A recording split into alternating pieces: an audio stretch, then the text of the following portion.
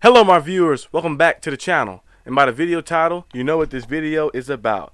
Steelers Mock Draft 2.0. Last time I told you guys to call me the Arsenal DB Con because I was on my con stuff, going out there and becoming the GM, putting the hat on a little bit and going out there and finding guys who fit the team. So first thing first, at the first pick, I took Deontay Banks. Last time I believe I took Trinity Simpson first, but this time, like every time it's different. It's a simulator, so different people are taking. Deontay Banks was the best available player at that position, like that, and the position we need. I was looking around to see safety as well, but Branch was already gone. So I was like, let me take Deontay Banks, cornerback from Maryland. Great ball skills. He's very athletic. You see what he did at the combine. I know the combine is just kind of like a track meet a little bit. They're showing their skills and their speed, and you want to see like them actually like show their talent. But for a receiver and for a cornerback and for like safeties and stuff like that, it's actually good to see their speed and their strength and stuff like that, so you can know that type of physicality they're bringing. But he's a super athlete. He can play the ball well in the air. He can play the deep ball. Coverage very good too, so that's actually good for the Steelers because the Steelers had a lot of bad mishaps last year. Nelson Aguilar catching the big pass, and we've seen T. Higgins go crazy and destroy us and stuff. And we got Patrick Peterson on the team now as well, who's an 8-time Pro Bowler, a multiple-time All-Pro, I believe 3 times, a future Hall of Famer, 35 career interceptions, amazing player like that. But him being on the team with almost got his name already, Deontay Banks. They're going to be a good pairing right there, and he can learn something from a great veteran. And he also have a guy, Minkah Fitzpatrick, behind him. So if anything was to get messed up, you have a guy like Minkah behind you to help you recover up. And Minkah is, in my opinion, the best safety in the league today. So I took Deontay Banks at that 17th pick because he was the best player available at the spot that we needed. At 32nd pick, I took Antonio Johnson, safety from Texas A&M. I was going to take a safety in the first round, but Antonio Johnson, he was the best available safety then, so I was like, I just waited and then waited to the second round because our second pick is the 32nd pick in the first round, basically. But right now it's considered a second pick because I believe it was the Dolphins. Dolphins lost their pick because of the tampering thing that happened, so the NFL took their pick away. But Antonio Johnson, he can play great in the air like that. He's can play in the box as well. He's versatile, so you can use him in different spots. And he also has great change of direction type of speed and stuff. And he's very quick, so he can be put on a lot of different places around the field. And him pairing up with Minkah will be very good. Now, last video I took a linebacker first, and I took safety a little later because I didn't think Terrell Edmonds was going to leave. But now since he signed with the Philadelphia Eagles, now we can kind of like go into the draft thinking like we need to draft safety. And safety might be the number one priority probably. But if the best safety, the safety that you want is not there, there's no point in trying to overreach. Just wait till a guy fall to you in the 32nd pick, and you can just get a guy right there, and he'll still be a guy who's very good and very solid, and probably can emerge into something very good as well. Instead of reaching in and drafting the guy who you think like gonna just put a lot of pressure on him or something, and might mess his growth up or something. So the next pick was the 49th pick. I took Trinity Simpson. This time he was still around the draft in the second round, and that's probably where the spot he's gonna be at. Either I can see him like he's kind of like a weird one because like he can either go in the first round, like late first round, or he can be like kind of mid second a little bit and high second. But Trinity Simpson gonna be a nice player.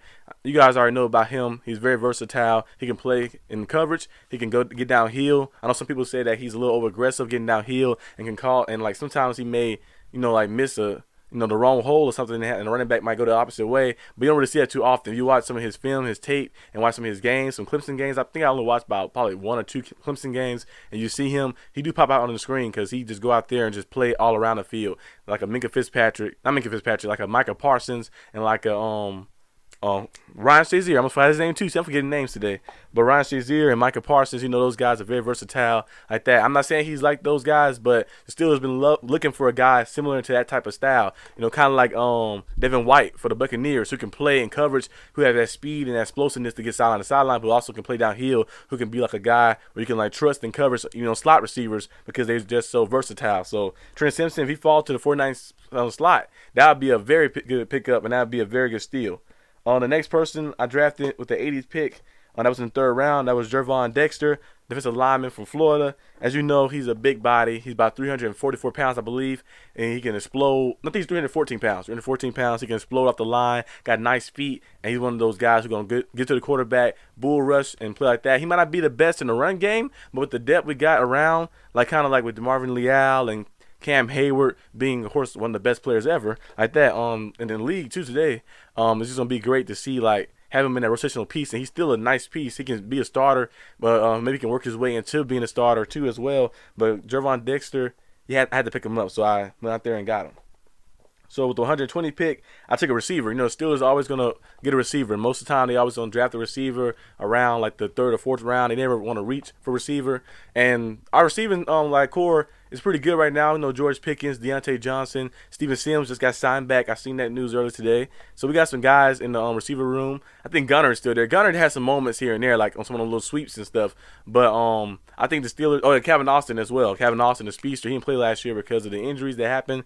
But I believe the Steelers go out there and get a guy, you know, receiver, and the best available receiver left. And I was on the board. That was A.T. Perry from Wake Forest. He's 6'3". He ran a 4.4 at the combine, like that. He's one of those guys who he used his size too. So he very good at contested catches, playing the ball in the air, and has strong hands. So you know the Steelers love the receivers on 3rd down who you can go to and the quarterback can trust, especially with a young quarterback like Kenny Pickett, who's trying to be our franchise quarterback and who's getting better and better. We see him play and we see him trust George Pickens because George Pickens is the guy who do the same thing. So imagine Deontay Johnson, who's the guy who can route run and do some stuff. George Pickens being your guy who just can do a lot of stuff for you like that, and especially in the red zone. And then this guy right here, A.T. Perry, he can be a deep threat guy. That 4.4 speed he got like that, and then ability to strong contested catches. He's similar to George Pickens. I wouldn't say he as similar because George Pickens is a little more physical, especially off the line and stuff. But he can be very good with us, and our receiver core will be very good. We have these big receivers like George Pickens and A.T. Perry on the outside, and you can put Deontay Johnson in different spots. He can be on the outside, he can be inside, and then Calvin Austin, you can miss him in a little bit. Steven Sims, the same thing, and just have a lot of versatility at the receiving core. Another player I drafted, the last 2 players I drafted actually, was Nick Hampton. I don't know too much about Nick Hampton. I drafted him because he's the best available edge player, and we know we need some more depth at the edge. And then the last player I drafted, the 241st pick, was DeMarco Hillams from Alabama. I don't know too much about him either, but you know it never hurt to have extra DB depth. So I just took those and took the best player available like that for the last 2 picks. But overall, I think the Steelers.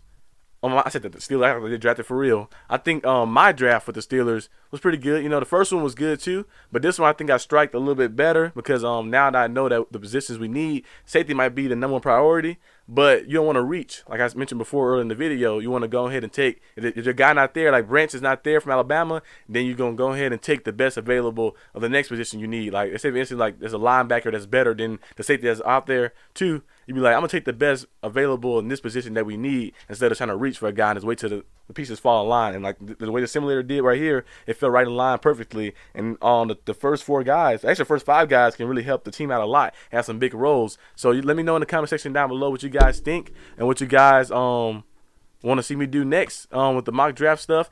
I was thinking about doing one for the entire NFL like that, like the first round. I think I might do a video like that, but I'm going to continue to do a Steelers one. Probably have another one coming to you guys too eventually. But let me know in the comment section what you guys think about the draft. Give me a grade. I give myself this time, last time I gave myself a B+. I give myself an A- this time because I did go out there and I picked the positions, that we need, the spots we need, and I had everything playing out right, and everything fell into the core. I had to reach for anybody. Everybody just fell in line like that, kind of like checkers. You just had the pieces, you set somebody up in checkers or chess like that. You be like, oh, I got him right there. I got him with the next move like that. And we had him with the next move. So you call me the Arsenal DB Con because I do this stuff. I do this for real.